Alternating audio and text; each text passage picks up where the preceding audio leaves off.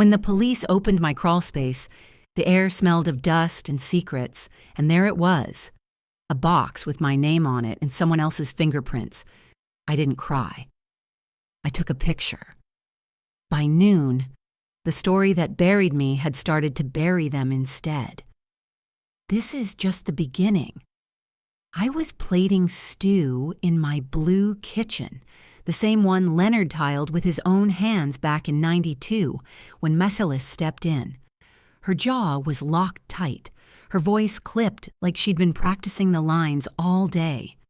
She shoved a crumpled gas bill in my face, the edges greasy from her thumb.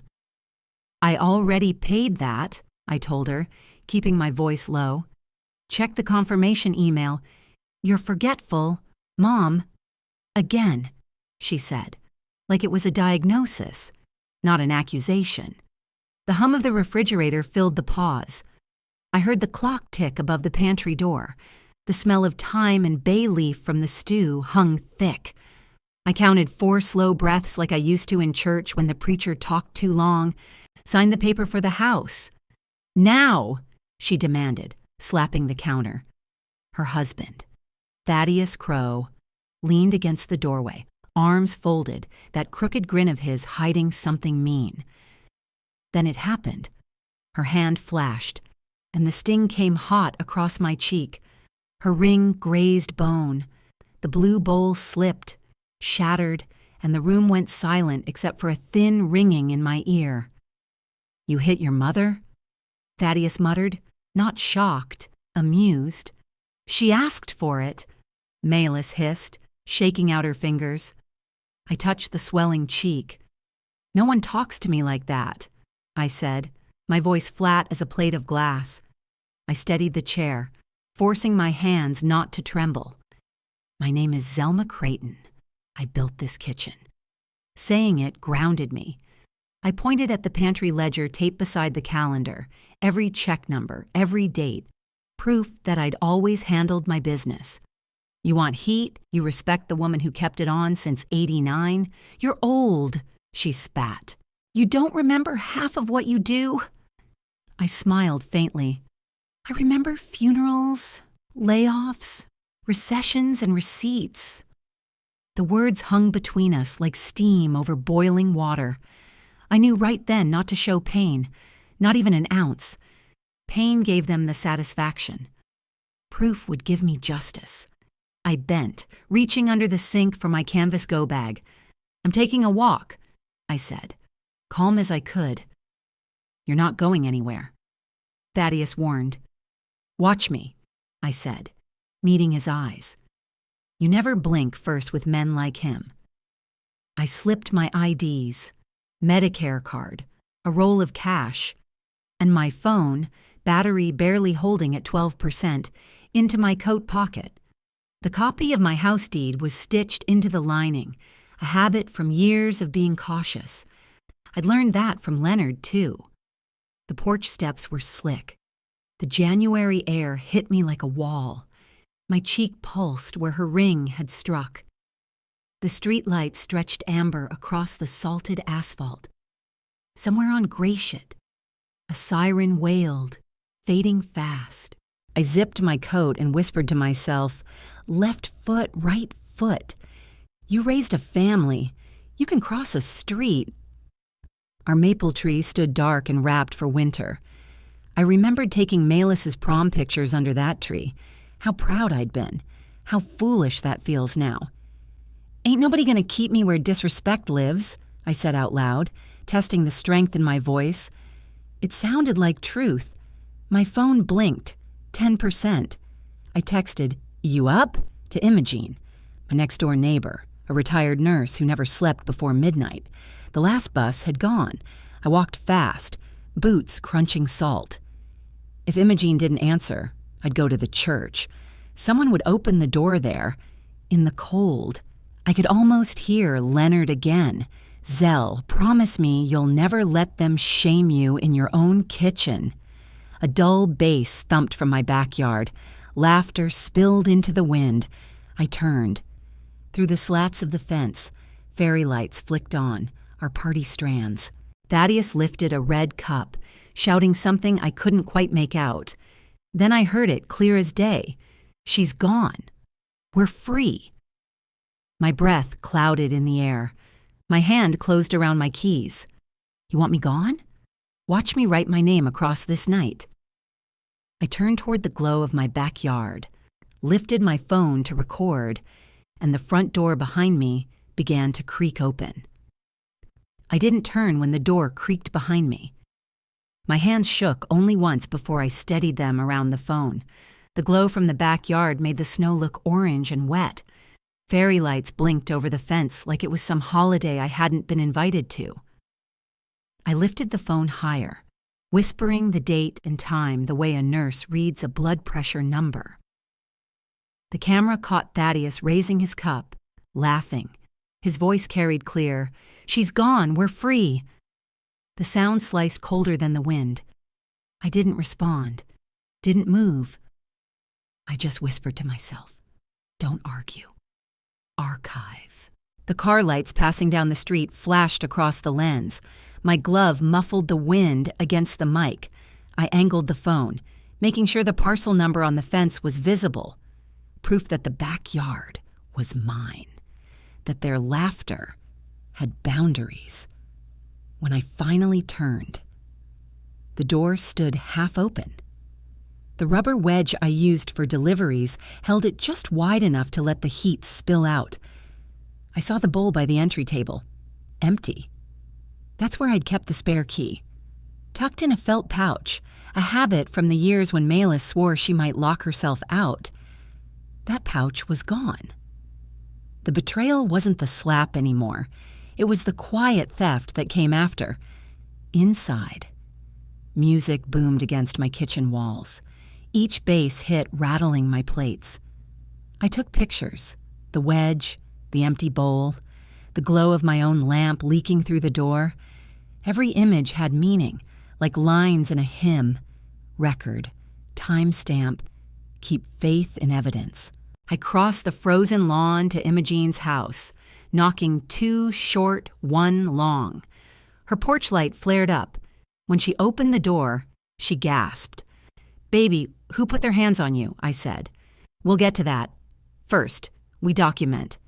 She disappeared for a moment and came back with her reading glasses, phone, and blood pressure cuff. "Sit," she said. "I'll get numbers." We filmed everything. My cheek, the shaking in my fingers, the clock behind her kitchen sink. She called out each reading like a nurse on duty. Voice calm. Systolic 140. Pain 4 when touched. We saved the clips in her cloud, tagged by time. She smiled. "You know what I tell my grandkids? We don't shout in Detroit winters. We file..." She handed me a charger. "Low and slow. Keep that phone alive." I laid out the folded deed copies I'd stitched into my coat. We filmed each page, my voice clear.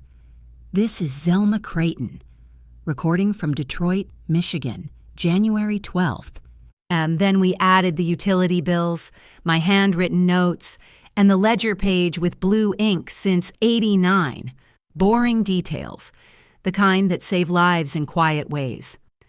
When I finished, I texted the Detroit non-emergency line, family assault and unlawful property access, documentation ready, requesting guidance. We moved to her window, peering out across the yards. My deck was full of strangers, drinking, laughing, grilling over cedar boards that weren't rated for heat. I zoomed in, catching a miner, holding a beer. "That's a ticket buffet," Imogene whispered. She flipped open her HOA binder, finding the noise clause. "Quiet hours start 8 sharp. You can hear that mess from 3 blocks over." She read the rule aloud as I recorded, her finger tapping each line. We used a decibel app at the sidewalk, the red meter spiked high. I left a voicemail with the HOA's after-hours line, steady and precise, parcel number, address, witnesses. Imogene grinned. "Let them dance, we're collecting." Then came the words that burned. Through the wind, I heard Malis laughing. "Mom's dramatic, she won't call the cops." Thaddeus answered. "She gave us the key." My camera stayed still. The lens caught my grandmother's Afghan draped across the patio table, wine dripping down its pattern. That blanket had taken me an entire winter to crochet after Leonard died. The disrespect was surgical, deliberate. That blanket took the winter of '92, I whispered. Imogene's hand touched my shoulder. Zelma, look at me. You're not going back in there tonight. You're making it official. I nodded. I opened the Detroit PD form on my phone, filled in every blank, names, address, description, photos attached. The confirmation pinged back with a case number. I sent the email to myself and to Imogene. Paper trails outlive opinions, she said softly. When the porch clock hit 10, I stepped outside again, cold air burning my lungs. From the sidewalk, I called, Melis, Thaddeus, you do not have permission to host events on my property. Some guests turned. Phones pointed my way. That was fine. Witnesses were blessings in disguise. Thaddeus laughed. You left, lady. It's ours tonight. I didn't shout. This parcel is titled to Zelma Creighton. You're on notice. Everything is recorded. His smirk wavered when he realized the phones were still on me. I turned away. Steady, Imogene whispered. That's a clean refusal after warning. Perfect. We went back inside. I called the dispatcher, voice steady as prayer. Senior citizen, family assault earlier, unauthorized party still active. Documentation complete. She promised a patrol car. I wrote the CAD number on a sticky note and showed it to the camera. Imogene offered her guest room. I said yes, but added, I'm not hiding, I'm preparing. Together, we sealed my copies of the deed and ledger in a freezer bag, tucked them behind her frozen peas. Cold keeps paper safe, she said. I smiled faintly. Before lying down, I uploaded everything to the cloud, labeling the folder Creighton Home Ownership.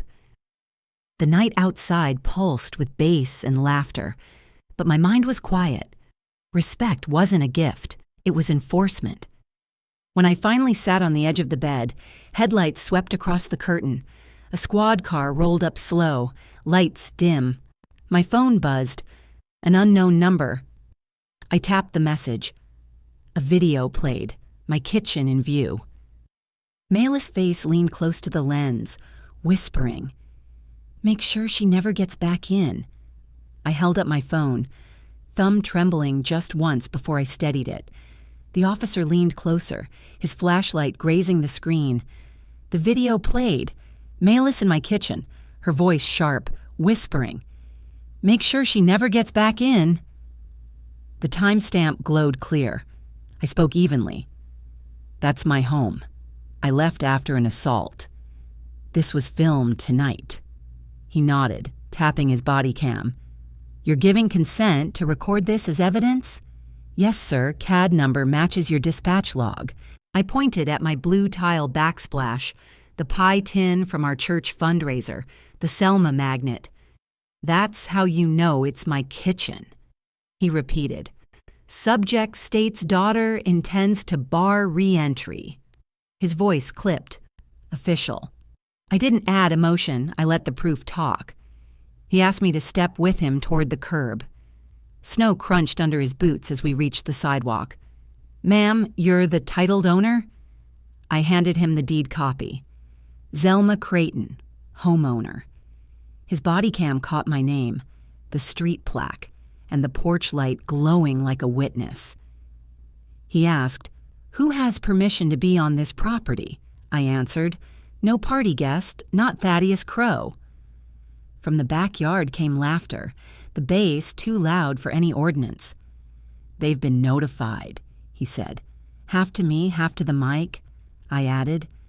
There was a slap earlier, witnessed bruise, documented vitals. He nodded.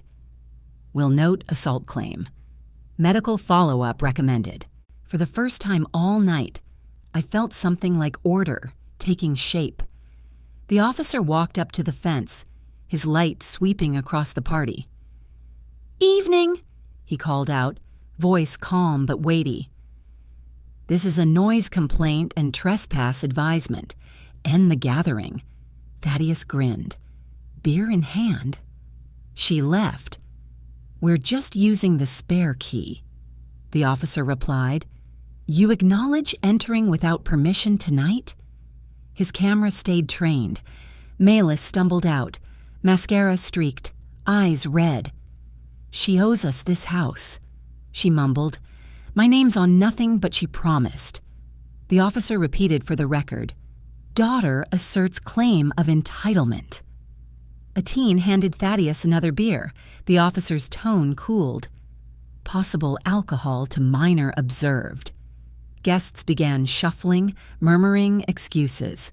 He issued a formal warning: amplified sound violation, trespass advisement, property rights reaffirmed. I said nothing. Imogene squeezed my arm. "Let the process breathe, baby," she whispered. When the officer returned, I showed him my phone again.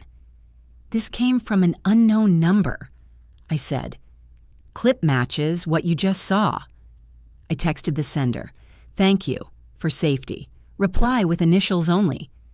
The answer came fast. "E." I replied, "Consent to preserve for law enforcement?" They wrote, "Yes." I screenshotted everything, exported metadata, sent it to my cloud folder and the CAD email. I duplicated it onto Imogene's old laptop, saving the file hash in my notes. I spoke aloud for his camera. "File preserved with witness present." The officer nodded. "Good chain of custody," I murmured to myself. Paper trails outlive opinions. Back at the sidewalk, the lights dimmed. The music stopped mid-beat. People drifted off toward the alley, coats clutched, voices low. The officer spoke into his mic. "Party dispersing after notice." I texted the HOA line again, attaching his badge number and CAD for record link. Imogene smiled faintly. "That's what stacking looks like. City, HOA, witness, video." I nodded. 4 corners make a frame. From my patio, Melis slammed the glass door so hard the frame rattled. The officer advised, "Avoid re-entry tonight. Civil check in daylight. Visit urgent care." "Understood," I said. He handed me a victim resource card, his tone gentler now. Imogene drove me through the quiet streets to urgent care. The nurse logged vitals, pressed a gloved hand gently to my cheek. "Who did this, honey?" "My adult daughter," I said. The words felt foreign, like confessing someone else's story. She noted, "Senior assault. Report may be triggered." The nurse practitioner documented contusion, range of motion, and pain scale. I asked for photos in the chart. Signed release to share records with police. Discharge summary printed with care plan. Ice, rest, OTC analgesic. I scanned it into my folder the minute we got home. Imogene stopped by the pharmacy, bought arnica and a heat pack. "Keep the receipt," she said. "Timeline glue." At her kitchen table, I opened my laptop and built new folders: police, medical, HOA, property. Every file dropped in order, labeled by time. I drafted a checklist: locksmith verification, certified trespass letter, city code complaint, attorney consult. I texted the church deacon for a referral and got an auto reply. Morning callback confirmed. I zipped my deed copy. ID and phone charger into a clear bag beside the couch. "Sleep is strategy," Imogene said. I smiled. Tomorrow I reclaim my threshold. As I set the alarm, the phone screen blinked. A new notification slid across the top. Calendar entry. Locksmith appointment, 8 a.m. Crow. My breath caught. Booked under my address. They were planning to change the locks at dawn. The cold woke me before the alarm did. 6:45 a.m. I sat up at Imogene's dining table, my clear zip bag laid out like a soldier's kit. Deed copy. ID. Urgent care discharge. HOA log. CAD number. I scrolled to the screenshot of the locksmith appointment ATGOM. Crow. It stared back like a challenge. I drafted 2 short statements in my notes app, one asserting ownership, one summarizing last night's assault and attempted lockout. I rehearsed them aloud until my voice came steady. Imogene poured coffee and said, "You ready for round 2? I nodded. Ready and recorded. We agreed on a signal. If her fingers brushed her necklace twice, that meant I'd step back and let her handle the filming. I saved the officer's badge number under Continuity and set my cloud folder to auto-upload. Then I texted the church Elder Law hotline. Senior Plus attempted lockout. Need callback by 7:45. At 7:56, a white van rolled up, exhaust curling into the dawn. I took a photo of the logo and plate before the driver stepped out, clipboard in hand. "Morning," I said evenly. "I'm Zelma Creighton, titled owner of this property. Before you touch my lock, I need you on record hearing I do not consent to rekey." He blinked. Ma'am, I have a work order." "Then read it," I said. He read. "Client, Thaddeus Crow, service, rekey, full set." Imogene filmed the screen, the timestamp, and the van. I pulled out my deed copy, holding it up to the camera. "This address, this name, this owner," I recited. Then I called the non-emergency line on speaker. "This is a continuation of CAD from last night, attempted illegal lockout." The dispatcher logged it instantly. The locksmith, sweating now, phoned his dispatcher. His voice trembled. "Owner's here and objecting." A pause. Then, through the speaker, "If owner's present and objects, stand down." He hung up, muttering, "I'm not touching a thing." Malis and Thaddeus emerged from the porch, coats half-buttoned. Thaddeus barked, "We have the key, do it." I faced him square. "Your key isn't consent. Michigan doesn't grant you authority to dispossess a titled senior without a court order." The locksmith backed away. "Sir, I can't proceed without owner's sign-off." Malis snapped. "You promised, Thad." Her tone, guilt or panic, cut through the morning air. I said, "You've been noticed.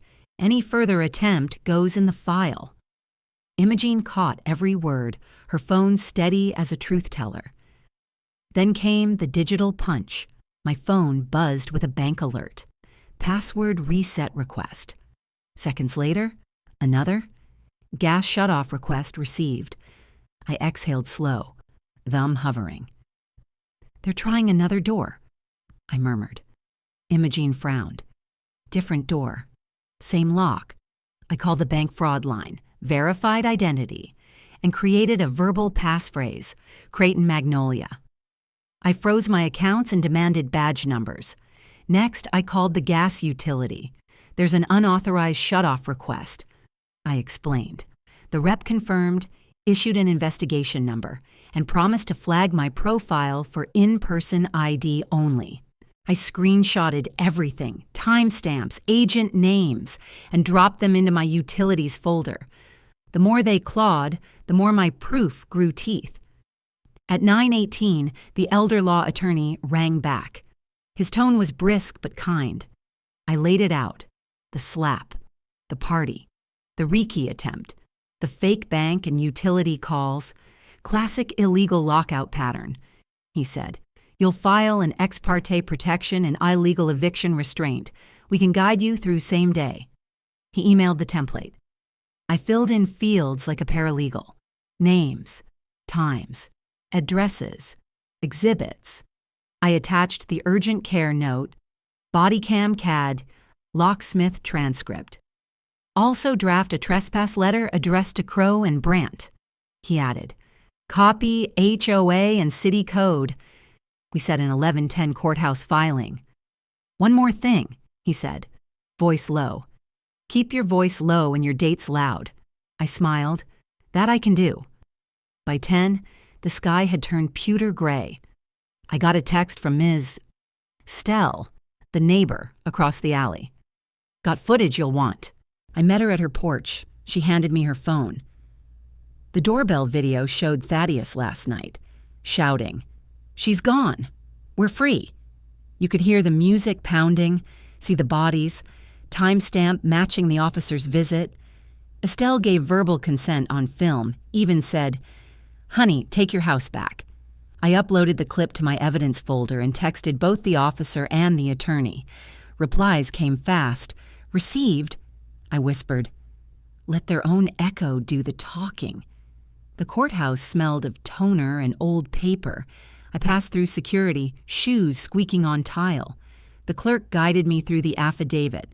I handed over each piece: medical record, CAD printout, locksmith photo, fraud logs, neighbor footage.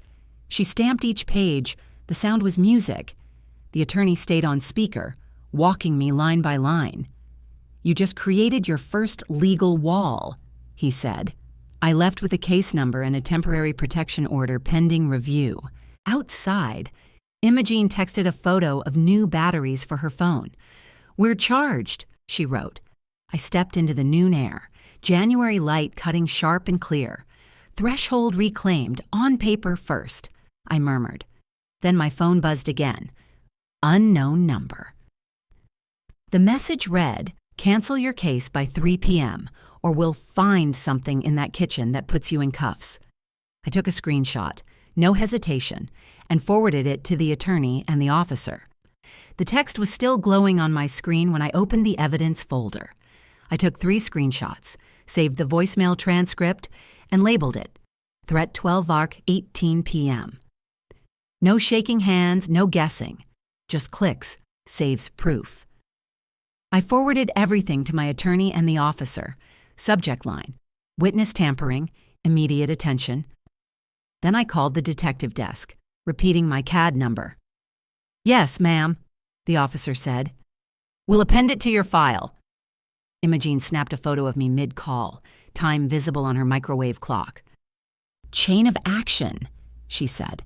We both initialed the printout. I exhaled, slow and even. "No replies," I murmured. "Only records." By 1 o'clock, my attorney's voice came through the phone. "Order granted." My shoulders loosened. He explained the ruling: temporary protection and anti-lockout order, signed and sealed. It barred Crow and Brandt from entering, harassing, or altering any property access. "Print 2 copies," he said. "Keep one visible for the officers." I ran to the courthouse kiosk, printed both, and photographed the embossed seal for my file. We scheduled a civil standby at 5:30 that evening for re-entry. "Keep the tone calm, the words short," he coached. "Owner present, order in hand, expect retaliation." I wrote the phrase on an index card. Imogene texted Ms. Estelle to confirm she'd watch from her porch. Estelle replied with a thumbs up and a short, "Got your back." At 2, the knock came, a polite rhythm that somehow felt rehearsed. 2 women with ID badges stood at the door. Adult Protective Services.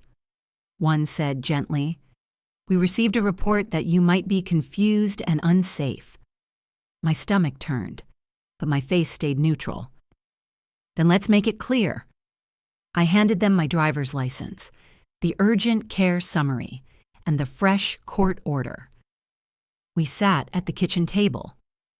"I'm the harmed party," I said evenly, "not the hazard." They took notes, glancing at timestamps.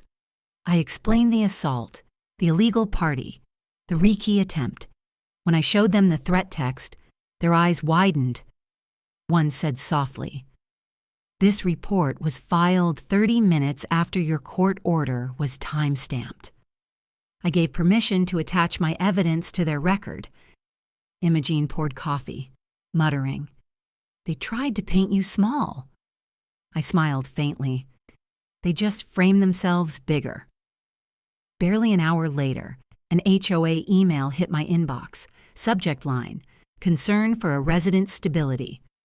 The message accused me of being unwell and combative.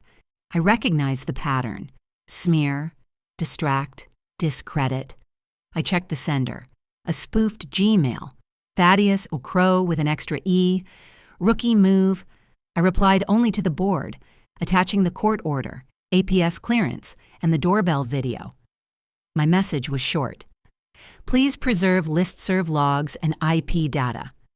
False statements under circulation may constitute defamation. Within 30 minutes, they issued a correction bulletin. We regret the earlier message. Mrs. Creighton remains the titled owner in good standing.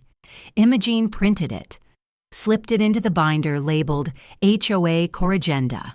They blinked first, she said. I just nodded. Paper shields work when you build them right. At 4, I met the process server 2 blocks over, a thin man with a clipboard and calm eyes. I handed him the trespass notices and protection order copies. Serve them both, same day, I said. He read back. Served on Malis Brandt and Thaddeus Crow. 4:45 ma'am. He held up his phone. We filmed the confirmation, GPS tag visible. I texted the officer the proof of service photo. Received, he replied. See you at the standby. Imogene started labeling stickers for evidence bags. If they left you something nasty, she said, we'll bag it neat. I smiled. If they left anything, it'll tell on them. The sun was sinking when 2 patrol cars pulled up. I greeted the officers with my ID and the sealed order. They photographed both and radioed dispatch. Plan? One asked. Quick sweep, I said. Document, no confrontation. We walked toward the porch. The cold air smelled like old snow and burnt charcoal. My hand gripped the key. Original issue. Never copied. One officer read aloud, per court order, re-entry authorized. I slipped the key in. It resisted, then turned with a dry click. Imogene's camera caught the movement, her breath visible in the air. Slow is smooth, I whispered. Smooth is fast. The door eased open. My kitchen stood dim and too quiet, the scent of bleach, faint but deliberate. On the island, beneath my framed church bulletin, sat a Ziploc bag filled with white pills I had never seen before. My pulse steadied, not spiked. Item 1, I said to the body cam, voice clear, appears staged. The officer's voice cut through the tension. Ma'am, please step back. I raised my hand slightly, palms open, showing I wouldn't touch a thing. The Ziploc bag sat there under my framed church bulletin, gleaming under the fluorescent light like a dare. That doesn't belong to me, I said, calm and flat. The officer nodded, narrating for the body cam. I pointed to the tiny cabinet cam I'd installed after Tom passed, its LED still blinking, clocked 2 minutes fast. Anchor that, I said. Imogene recorded everything, the test strip, the bagging, the timestamp. One officer swabbed the bulletin frame while another photographed scratches that hadn't been there last week. I pulled up my home maintenance log on my phone to prove it. If this was meant to frame me, I said into the camera, note where they chose to place it, under scripture. We moved through the house like a small search team. My master bedroom still smelled of lavender oil, but my late husband's veterans folder had been shifted, its contents slightly misaligned. Someone's been digging, I murmured. The binder with key codes sat open, pages shuffled.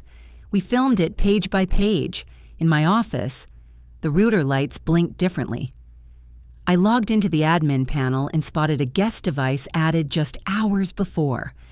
I read the MAC address out loud while Imogene took a screenshot. Down the hall, a duffel bag lay in the closet, mine, but stuffed with glitter from last night's backyard party. The back door showed fresh scuffs. The officer measured the tread. Size 11 steel toe, I said. Crow wears those. Check the HOA's snow photos. I retrieved my doorbell cam footage, synced to the cloud, and handed over a copy on a flash drive. Noise fades, I told the lens. Time doesn't. At 7 sharp, their car pulled up. bass booming like defiance. Crow stepped out first, jaw tight. "You can't just barge in here," he barked. The officer turned, voice firm. "This is a civil standby under court order. You are listed as respondent." I held my ground. "I'm the titled owner. You were served. Any entry without police presence violates the order." Crow shouted again. "She was supposed to be gone." The officer paused, body cam facing him. "Repeat that," he said. Crow froze. Maylis stood beside him, face pale. "She's lying," she snapped. "She's got a pill problem." The officer raised an eyebrow. "How do you know what's in her kitchen, ma'am?" Maylis blinked, realizing the trap. Imogene never spoke, just kept the camera trained, steady as judgment. Back inside, my phone rang. It was my attorney, on speaker. His voice sounded cool and clear. "Ms. Creighton, those spoofed emails you sent me, they trace to Crow's work domain." The officer took notes. I handed over my call log, showing the noon threat came from a VoAP line belonging to his company vendor. "Patterns Building," the attorney said. I pulled up the neighbor's video, the chant, "She's gone. We're free." The same voice the officer had captured on Maylis's stream. The timestamps matched perfectly. "That's corroboration," the officer said. The detective on the line authorized a forensic image of my router. "You've built quite the paper castle, Miss Creighton," he added. I smiled faintly. "It's steel now." The supervisor arrived at 8. After a short exchange over the radio, Crow and Maylis were instructed to vacate under the order. Ms. Estelle, bless her steady hand, signed a sworn declaration confirming the chant, the lock tampering, and the HOA email. "Truth sounds louder when it's written," she told me. The field test on the pills turned positive for amphetamines. The officer labeled it potentially staged contraband.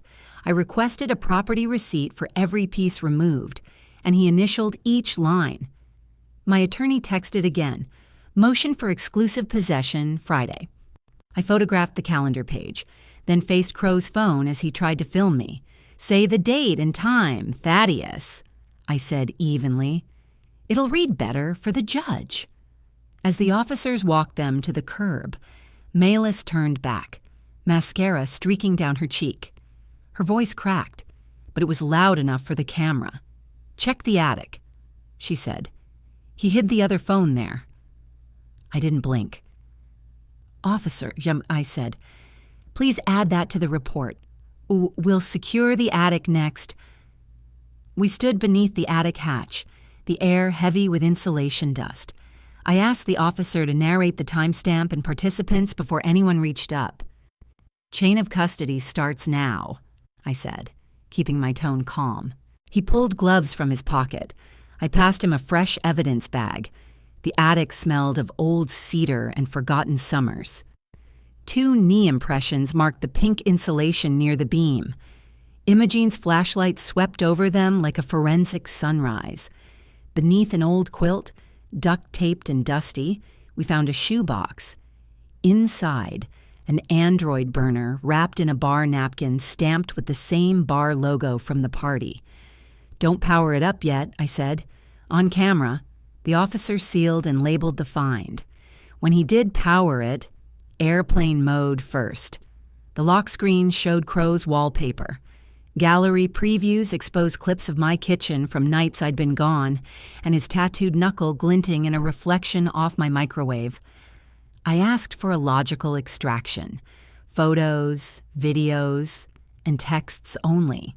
He mirrored it onto a department SD. We matched timestamps with my router log. The same MAC address appeared in one Wi-Fi screenshot. The videos aligned with the chant we'd already captured. "She's gone. We're free." And one clip even caught Maylis coaching the crowd. The gallery linked to the HOA smear and the fake APS call. A draft email matched the same subject line. Metadata listed a throwaway alias tied to Crow's old work account. We printed a one-page chain map, clip, timestamp, witness, device. I watched the officer initial every margin, sealing the SD in its pouch. Noise fades, I said quietly, but rhythm doesn't. Near midnight, my attorney joined by phone. She promised to file an emergency motion for exclusive possession by morning. Together, we drafted a declaration summarizing the attic find, attaching stills of the tattoo and ops thread. APS called back just before midnight. The caseworker apologized for the false report, marking Crow's name for retaliatory misuse. I brewed chamomile for everyone. We logged state of mind, clear, coherent, unshaken. Imogene began assembling a press pack in case things leaked, a single still photo, the timeline map, and a line that read, "Senior homeowner documents unlawful lockout and harassment." I nodded. Better they read it right than twist it wrong. By dawn, fallout rippled outward. The HOA board called an emergency session after receipts surfaced showing Crow billed security consulting against community funds. The treasurer emailed me the ledger, almost apologetic. A neighbor posted on Nextdoor, "Elder neighbor, wronged.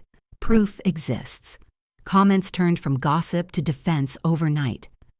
Crow's employer requested the publicly shareable timeline, citing potential conflict of interest. The HOA president asked for my storm claim files. I sent adjuster photos disproving Crow's emergency repair invoices. The story was writing itself now, insurance manipulation under the guise of helping an elder in crisis. I looked at Imogene and said, if they call a woman invisible, they shouldn't be shocked she learned to write in ink they can't wash. At the courthouse that morning, I stacked my binder on the table, tabs aligned with the officer's evidence. The judge questioned every seal. The officer described each bag and timestamp. Crow's lawyer tried the confused senior angle. My attorney countered with APS's new note and the video of the chant. The judge's expression hardened. Exclusive possession granted, she ruled. Immediate surrender of all keys and devices. No contact within 300 feet. She warned Malis about her pill problem accusation and potential defamation penalties. When the gavel fell, I whispered, "My house is my house." Not loud, just enough for myself. By afternoon, systems moved faster than people. The detective opened a criminal case for false reporting and evidence tampering. Crow was listed as a person of interest, Malis, a cooperating witness. His employer placed him on leave, pending review. The HOA announced an open forum. My attorney would attend. APS closed my file, labeling it maliciously filed. Imogene's anonymized timeline circulated through a church email. Offers poured in for porch cameras for local seniors. We set a new safety code. Cup of sugar meant call 911. At sunset, a knock. Malis stood on my porch, alone. Eyes swollen. I kept the storm door closed but didn't hide the camera. "You said you'd take everything," she whispered. "You tried to take me first?" I replied. I laid it plain. Therapy, apology letters to HOA and APS, and a year's distance, or everything goes through lawyers. She asked if I'd forgive. "I don't swing," I said. "I stand. The law will handle the rest." She looked through the glass at the family photos, tears cutting through her foundation, and left. I sat down and wrote an addendum to my will. No shared property, no loopholes, respect required for inheritance. That evening, I rekeyed locks again. Ms. Estelle dropped off soup like nothing unusual. The detective texted that warrants for account logs were underway. Imogene sat beside me at the kitchen island. "You didn't fight dirty," she said. "You held," I answered. "Holding is how bridges stay standing." I pinned the church bulletin back under its magnet, slid Tom's service coin beside it, and exhaled. The porch camera chimed. An envelope sat at my step. Inside, a printed email thread. Crow bragging about clean attic drop. At the bottom, a note in Melis's handwriting. I'm sorry. M. I turned toward the empty counter, the hum of the fridge, and said quietly, time noted. The morning light broke across the siding just as the detective and I crouched by the crawlspace hatch. I steadied the flashlight while he read the timestamp into his recorder. The air down there was sharp with dust and cold earth. Paper bags and gloves, I said, my voice steady. Behind the vapor barrier, his beam caught a plastic tool case wedged between joists. Inside, duplicate keys, my missing pill bottle, and a USB drive labeled HOAA. The USB revealed invoices billed to the Winterization Fund and a fake APS concern template, identical to the one from the burner phone. One file even had Crow's signature on a contractor bid.